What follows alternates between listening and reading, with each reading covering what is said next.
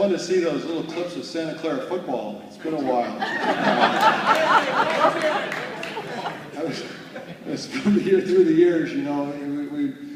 On Saturdays, you're in the hotels a lot before the game on the road, and everyone, you know, would be cheering for their alma mater and, you know, see what the score was. And I'm like, Brent, how's it feel? Your team doesn't even play football. I know there's a lot of people from Santa Clara here tonight, and a lot of 49ers. I think that's really cool. I'm really honored that Brent asked me to do this. And you'll see by the time I'm done in a few minutes why. I want you to first to know some of the most important things about Brent. Brent's a man of Christ. He's a man of priority. He's a man of faith. I've watched it up close and personal. There's nothing fake about him. You see it through his actions and how he treats his wife, Dana. Through the years, all the years that I was his roommate and played with him on the 49ers, how many times did he race home from Rockland to take care of something at home? How many times on a Saturday before a home game did he run back because something was wrong and he needed to fix it? Number one in his life is his family. Rachel and Courtney are here, his two daughters, and I can tell you, because I was there, that nothing was more important, and it was his priority. And as much as he loved playing football, and as much as he loved winning and competing and taking things on, as Mark mentioned, nothing compared. And so I was always so respectful, and it was a lesson for me and my family. He was a role model in how I wanted to be a dad, how I wanted to be a husband, and I'm grateful to him. If you talk about a player, he was a guy that would never back down. If the game plan said you needed to block down Reggie White, Brent loved it, you know.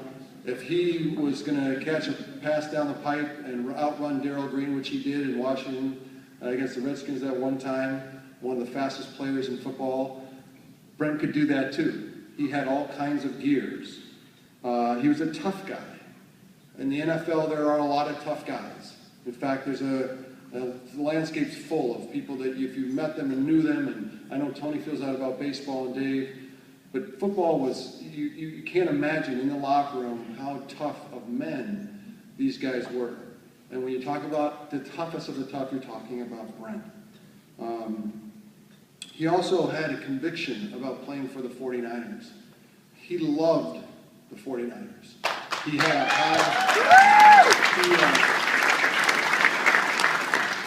he sold and he believed and made sure that everyone bought what a 49er was. He's the one that called out Ronnie Lott for loafing. No joke, as a young player.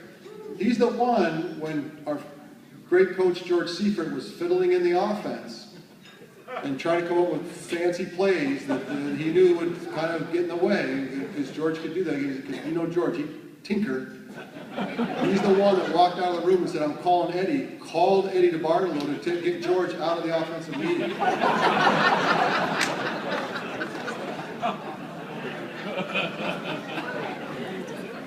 Did not want to mess with Brent.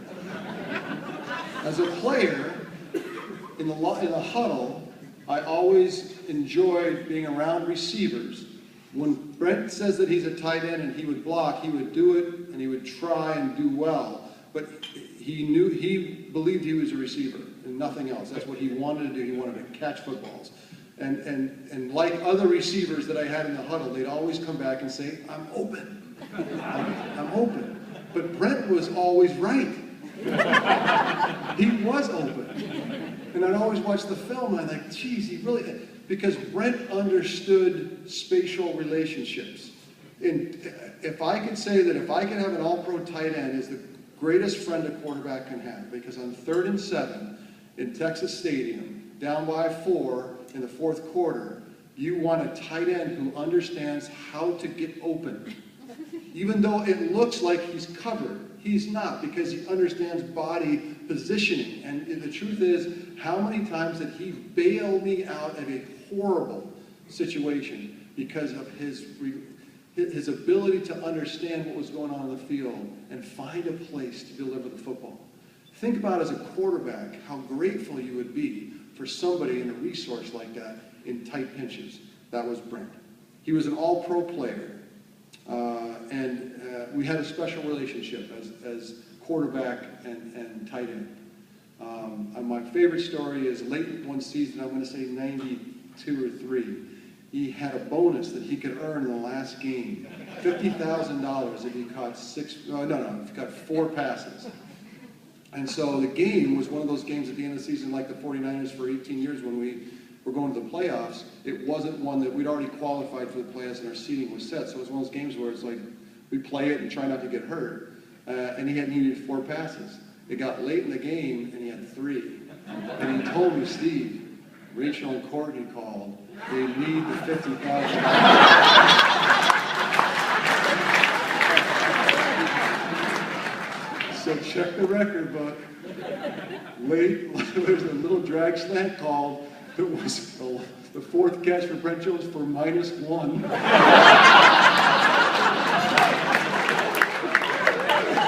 And in great Brent Jones style, he stood up, spiked the ball.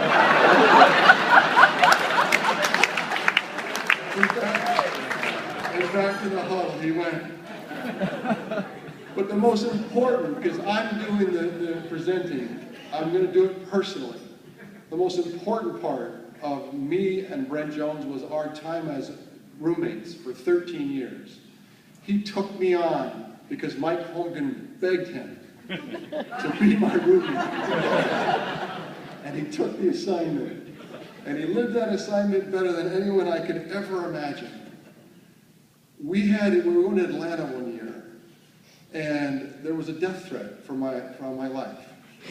I think there was some sad, poor fan who just couldn't stand us throwing all those touchdowns in the Georgia Dome. And so it was a serious time, and they came out on the practice field, told me about it, and then they figured they better tell Brent because he was my roommate and let him opt out.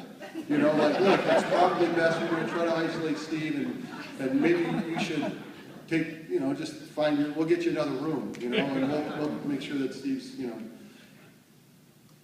No.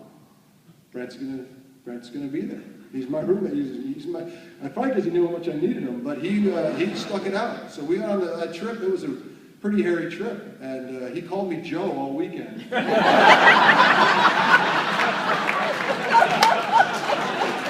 Because that's Brent too. Everything's double funny with Brent. It's like two-sided. Everything's got an angle. But he stuck with me, and through that weekend, it was an amazing weekend and stories about how we kind of worked our way through it. Where he got a strange phone call in the hotel room, and it was ironically, it was somebody that had a wrong number, but it alarmed him. And I said, and we were all kind of unnerved, and we were at like the 40th floor of the Hyatt, outside, looking out our window, and he goes, "Get down!" So the great story is the two of us on the ground, crawling out, yelling for security. It's called our room. In the Super Bowl in 1994, because it's a Super Bowl, you have your own room. You're at the Super Bowl. You don't have to have a roommate. And so it was very unnerving for me. I was somebody that needed the consistency of what it was like before the game. I was a very good player, but I was a horrible day before player. I mean, I had a lot of trouble getting my way to the game. And for years, Brent took me, sometimes starting Wednesday, but a lot of times Saturday, and literally by the hand dragged me to the game. And then once I got there, I was okay. But without Brent, I don't know how many games I wouldn't have made, emotionally, physically made, if he hadn't been there. So we're at the Super Bowl, and it's the night before the game, and I'm not going to be alone.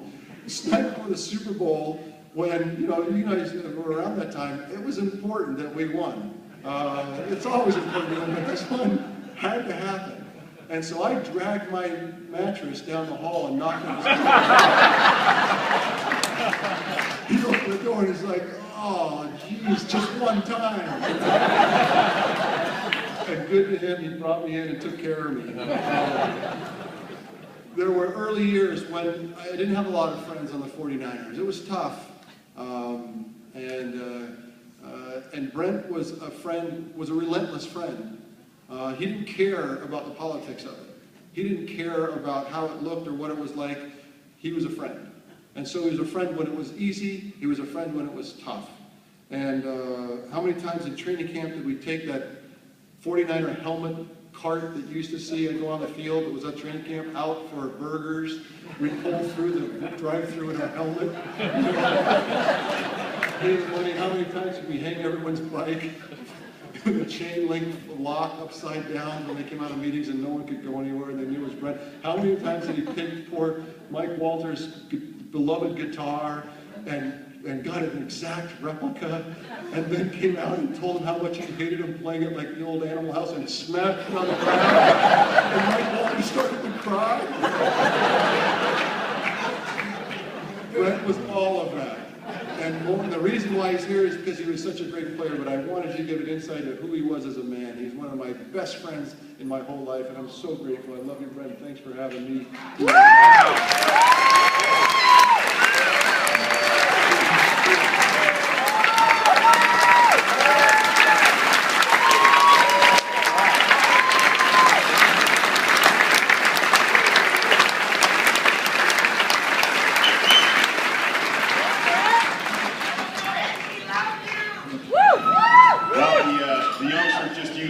Jokes. Up to call an audible. Mark, thank you for your kind words as well. It's great to have you as a friend, and you probably described me pretty well. You nailed it. You've been around me enough. Steve, you were my best friend on the team, and I remember us both sitting in Rockland in our 10 by 10 room, no air conditioning, throwing the ball up in the air between practices. It was 110 degrees, and we talked about one day we'll both be starters. One day we'll both be on the field together. One day we were going to win a Super Bowl together. One day we would be in Hawaii at the Pro Bowl, living the dream, and all those things happened. And I remember distinctly just sitting there, and it's amazing right now to think, here we are, and certainly you've had a Hall of Fame career, but for me, this is really special. And an amazing friend and roommate.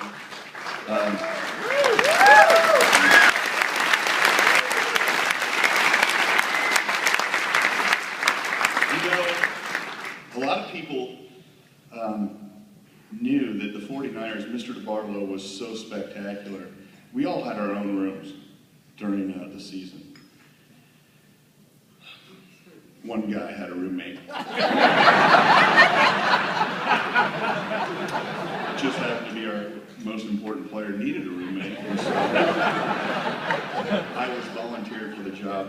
In fact, Steve talks about Mike Holmgren. After my first year with the 49ers, and Steve was great, but he was Steve Young, he came from the LA Express, he was this, he was that, he was a superstar. I mean, I was just, the third tight end. I was a blue-collar guy. It's not like we were hanging in the same social circles. And so my buddy was Tom Rathman, just an old-school Nebraska tough guy. And we had it all set up. After my first year, I was so excited. I was like, hey, I've got roommates. I've got a friend on the team. And me and Tom Rathman, I was telling Dan, me and Tom Rathman are in the room, and I'm going to bring the little refrigerator, and he's going to bring his black and white TV, and our dorm room's going to kick butt. And it was the night before training camp, and Mike Holmgren called me.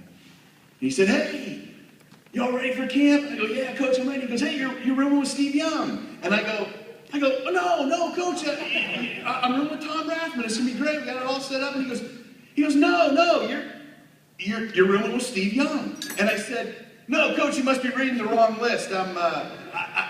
Rathman's, he's bringing the black and white TV. I've got the refrigerator. We've talked about this for months. And he said, I'm not asking you. I'm telling you, you're rooming with Steve Young. And I thought, okay, this is my second year. I don't want to get too far out of line.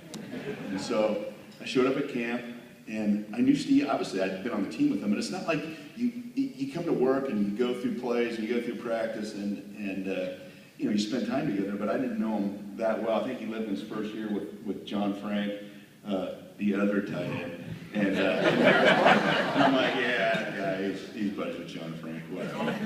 And so we were roommates, and we had the most fun, and we used to talk about everything. And the worst thing is, we'd stay up talking, and curfew would come, the lights would come out, and we'd keep talking until like 2 in the morning, and then that dang air horn would go off at 6 a.m., and he'd be like, what? Oh, I just went to bed. And we'd have to get up and go to practice, and it was miserable, and we'd have to tell ourselves, okay, we can't talk all night about our hopes and dreams and what have you. But, so I wasn't his roommate just so he would throw me balls, even though everybody thought that I really was a roommate so he could throw me more passes. But I have to tell you, every time that I was open and I didn't get the ball and I was the primary receiver, he heard about it, I promise you. That was one of the ancillary benefits of being his roommate. Ancillary is a good word. Huh? That was a word I learned from my lawyer roommate. That's good. He dropped words like that all the time. Like, hey, what are you talking about? Use your lawyer language on me. Steve, thank you so much. It's an honor to have you and Barb here tonight. And I think I've used up all my 8 minutes. Walter, I have to say congratulations to you and your father. My wife and I had an unbelievable chance meeting of him. In 1989, my first year of starting, I went to the World Series and got unbelievable tickets. And I don't know how I did it because Larry Baer wasn't in charge then. But I got unbelievable tickets, and Dan and I are walking down the steps, and I realized I'm in the front row behind the dugout, and we were just about down there, and I said to Dana, holy cow, it's Wally Haas, it's the owner of the A's. And we moved in, shook his hand, he was so gracious to me, said he's a big fan. I was like on cloud 9, and I was so excited, and I turned to Dan and I said, how about that? Mr. Haas knows who I am. And the minute I said that, the outfield bleachers started shaking and almost coming down. It was the great earthquake. And we both got up. I think he was allowed to go on the field and walk out. I'm sure I went the long way around. But what a great gentleman, what a classy family. Timmy, what an honor it was sharing the Bay Area stage with you.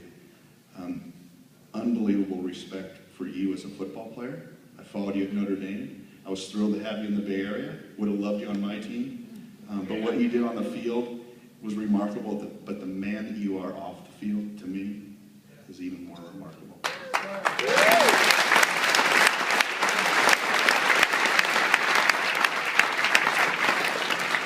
Rags, I see you down there.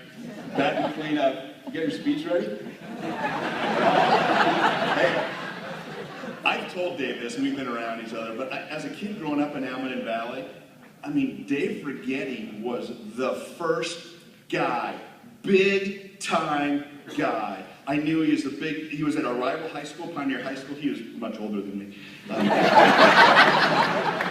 And went to San Jose City, Yankees organization, just a stud of a pitcher, and I was a catcher, and baseball was it for me, and my goal one day was to be able to catch Dave Rigetti. That was it. That's what I wanted to do. Certainly got sidetracked, but maybe we can arrange that. Would Buster let me borrow stuff? Can he still go? He's not room with it? I don't blame him. You got to watch me on the road. Yet Steve Young would not let me watch live football, and so if I wanted to watch a game, I had to go to somebody else's room. He put it back. But this has been an awesome journey for me. As a kid, born and raised in San Jose, Almaden Valley, my great-grandparents survived the 1906 quake here in San Francisco. My grandparents on my mom's side were raised here in San Francisco. My mom and her sisters, native San Franciscans. And so the connection to the Bay Area, my grandparents on my dad's side are from here as well, runs tremendously deep. And I grew up, and my first memories of sports were listening to Lon Simmons, Monty Moore, Bill King. all the games weren't on TV back then. We'd be at my grandparents' house, listening to the radio, listening to Willie Mack at first base, Old Stretch, or Willie Mays. Vida, I hate to tell anybody your age, but I think I was 7 or 8 when you broke in, and I can remember listening to every one of your games, and you know that I'm a big fan of so many of the players that were introduced tonight and that are in the hall. What an amazing honor for me as just a kid that was a fan growing up, that got the opportunity to be able to play at an unbelievable university in Santa Clara. Two of my high school buddies are here tonight that have known me way back from football and just school. Jim Cranston, Keith Kawashima. They knew me, believe it or not, when I was just a little knucklehead. And I know it's hard to believe, but they've been with me all along. And then Jim went to play football at Santa Clara, and I got to meet some of the next greatest group of friends ever. They're all at the table right in the middle of the room tonight. And these guys are not only great athletes, but they're successful men, successful businessmen, successful fathers and husbands. And I'm really honored to have them with me here tonight, because you know, when I stop and think about my career in my career in sports, and I've been really reflecting on it the last couple months, it's not about the statistics, and it's not about the records, and it's not even about Super Bowl rings. Although they are pretty cool and fun to have. But it's about the relationships, and it's about the journey. And the people that I've met and my best friends have all come through sport at varying levels. And these people have impacted my life greatly. And so many of them are here tonight, and that's what makes it special. Just thinking through, for me, it's about the 3 F's in my life, and it's faith, family, and friends. And I know Mark mentioned it, Tim mentioned it. My faith in God is what leads me, and that's carried me, being a Christian, through the ups and downs of high school, of college, of injuries. I had 7 surgeries, football, being in a car accident. That's kept me strong and in the right path, in my faith.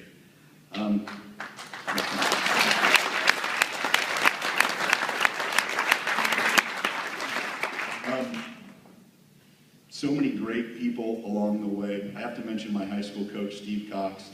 He taught me so much, the sucker wouldn't play me. I was 2nd string, and I was just determined to prove to him that I was good. And my high school career ended, I had 3 starts, and I thought I was, Steve will think this is par for the course, I thought I was the best receiver. And of course, I couldn't get in the game, and so I thought that was the end of my football career, and I didn't really worry about it because I was a baseball player. But the guy that's most responsible for me being up here tonight is at the table with my parents, and his name is Terry Malley. He is the son of the great Pat Malley.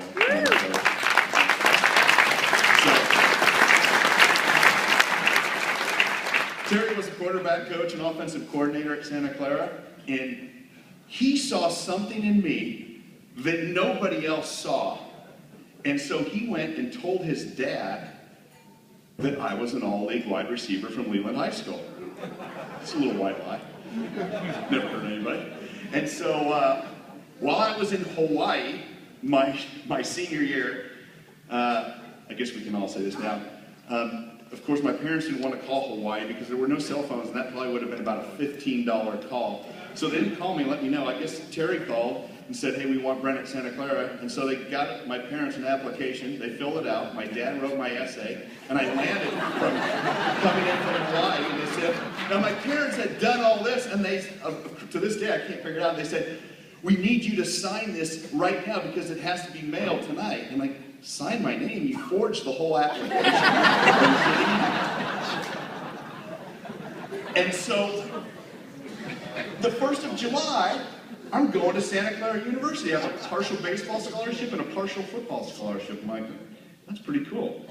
So many things, I'm going to play football. And so, needless to say, Pat Malley, Terry got me there, and Pat Malley kept me there.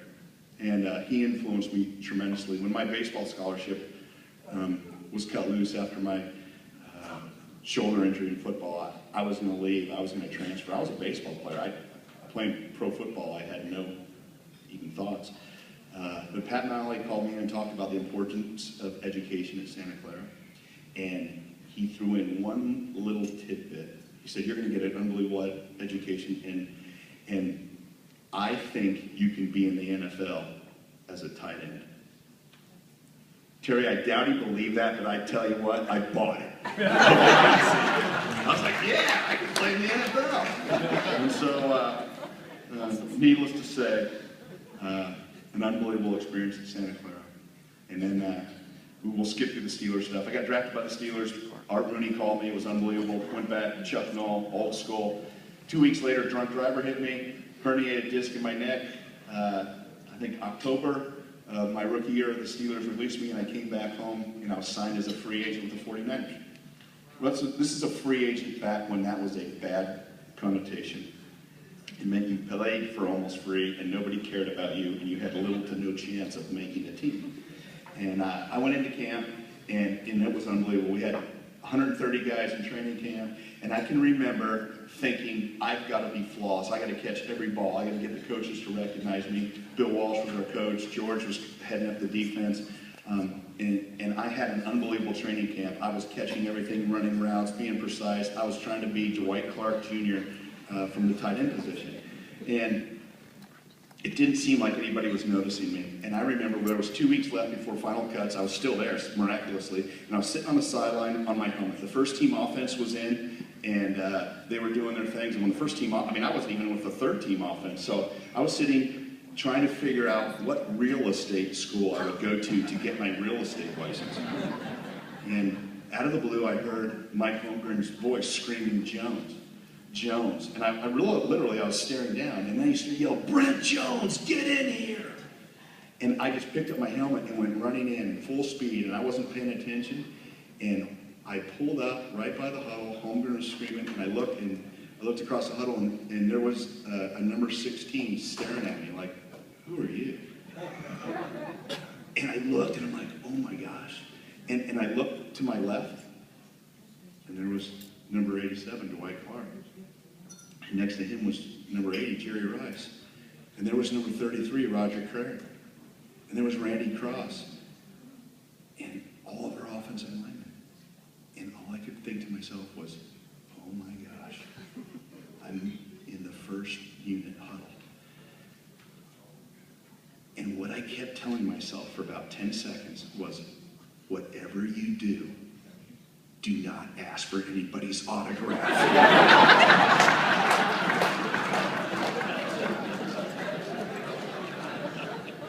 These guys are icons. I mean, you think about it. I just gave you their names and numbers. These guys are known by their first names in the Bay Area. Dwight, Joe, Ronnie, Steve, Roger, Eddie, Carmen, Bill, George. George, I know you're here in the back. Do you think a former Hall of Famer could get toward the front? Hey, I see you back there. 2 Super Bowl champions, the most underrated coach in National Football League history, George.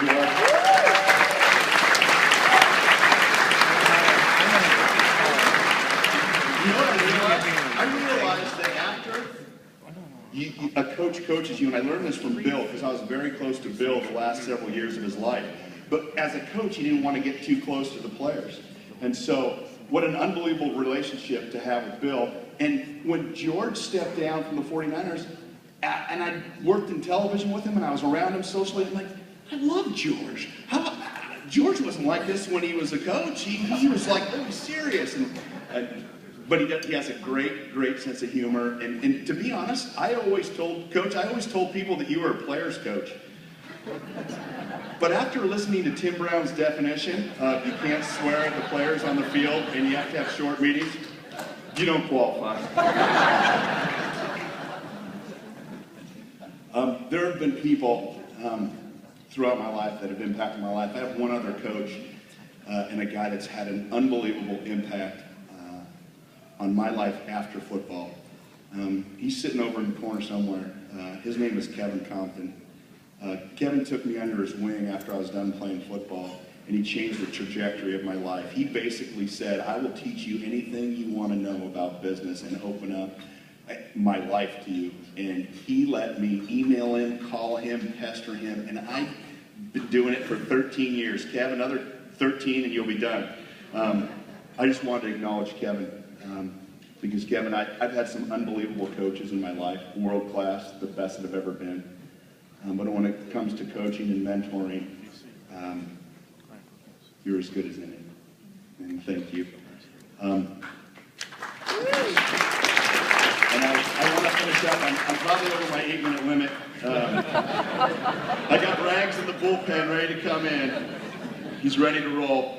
But I just wanted to acknowledge my family. They've been instrumental in my life. And my mom and dad growing up, my mom was a saint. She had 2 boys and a husband that ate, drank, and slept sports 24/7. In the Jones family, you did play ball in the house, darn it. And she loved fine furniture and nice lamps. And over the years, a few lamps got broken, but it was never because somebody dropped a pass. Nobody in the Jones family dropped passes. It was maybe some errant tosses along the way. But my mom, an unbelievable, supportive mom, so proud of her boys, and a mom that displays unconditional love. My dad was always there for me, and my brother. He's former quarterback at San Jose State. Used to brag about beating Stanford all the time. He could throw the ball 70 yards. He was a stud, and he still is. He works out more than I do. He always making sure I'm lifting, and he's just a champion. But to be a dad with kids, he was a football coach. But anytime we ever wanted to play ball, anytime we wanted to take batting practice, learn, throw, go play, my dad said, you tell me, and I'm on, and we're playing. And there were times where my mom would say, hey, you went 0 for 4, you need to go have batting practice with your dad. And so my dad was always there, and he always said 2 things: be coachable and be a competitor. And in our family, everybody's coachable, and everybody competes like heck. Mom, Dad, I love you. My brother Craig, my only brother, is a stud. I used to beat him like a drum his whole childhood. He's 3.5 years younger than me. I made him so tough. He is a remarkable athlete. I always tease him that, check this out, his senior year of high school, he was MVP of the football team, the basketball team, and the baseball team. I tell him his lifetime record is 0-5,000 because I beat him, and then I retired the minute he was about a sophomore in high school. And so, an unbelievable athlete, an unbelievable brother, and a remarkable father and husband to his family. My aunts, my uncles, my in-laws, they're all here tonight, my friends. I'm sure the music is going to start coming on. But I have to mention, half the people in the audience are my friends and family. I'm proud of my 2 daughters, Rachel and Courtney. They're here tonight. They're both unbelievable athletes. Both went to college on soccer scholarships. Rachel's working in software, and Courtney's living the dream, a pro soccer player in Kansas City who flew in for tonight. And, so proud of them. They are literally my pride and joy. And I want to finish with the most important person in my life, and that's my wife, Dina.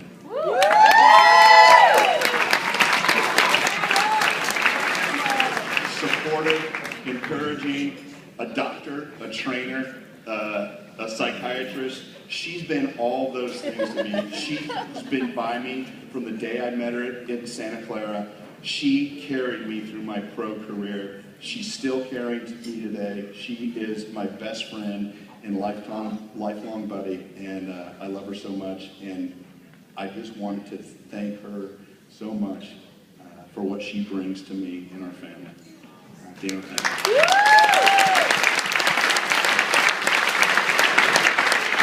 I haven't hit the John McEnroe limit, but Kevin, I just want to thank you and all the BASHOF committee. Tom, you guys have been spectacular.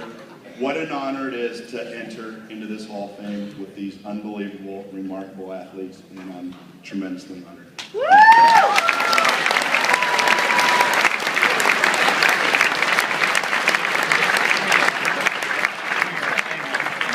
after hearing Steve's description that Brent understands spatial relationships,